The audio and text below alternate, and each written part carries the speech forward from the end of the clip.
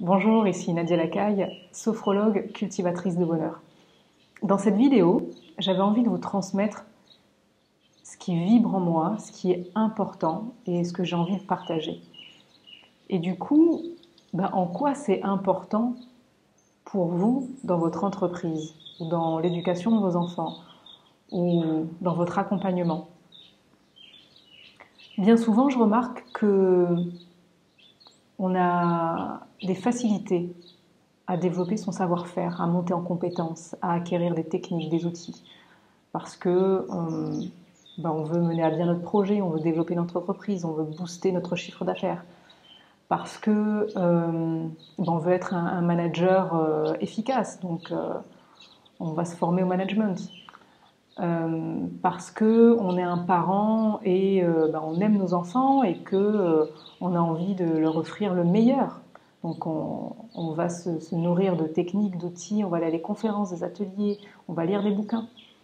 Et pareil, quand on est thérapeute, coach, pour être encore plus performant, pour donner le meilleur à nos patients, à nos clients, on va se former en continu, pour être le plus efficace possible, avoir de meilleurs résultats.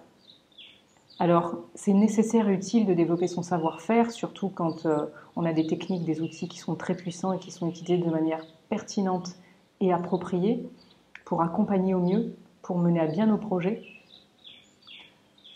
Ce que j'avais envie de vous transmettre aujourd'hui, c'est qu'il est aussi nécessaire et utile de développer son savoir-être. Son savoir-être, c'est quoi? C'est être en bonne santé, être en forme, avoir de l'énergie.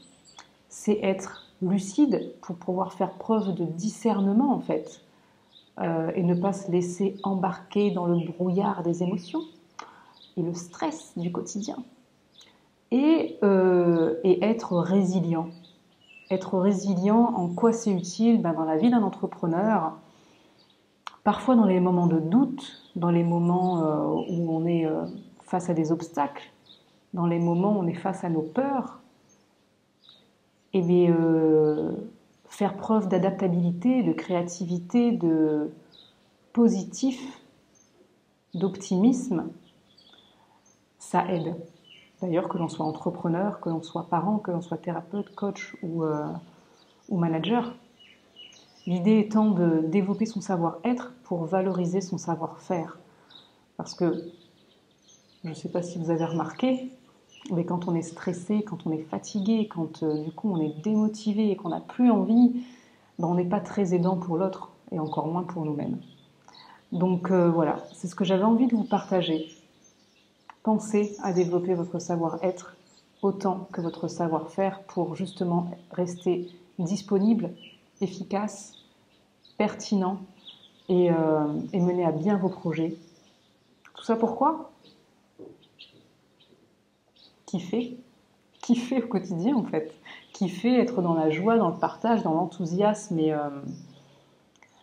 et puis voilà, le bonheur.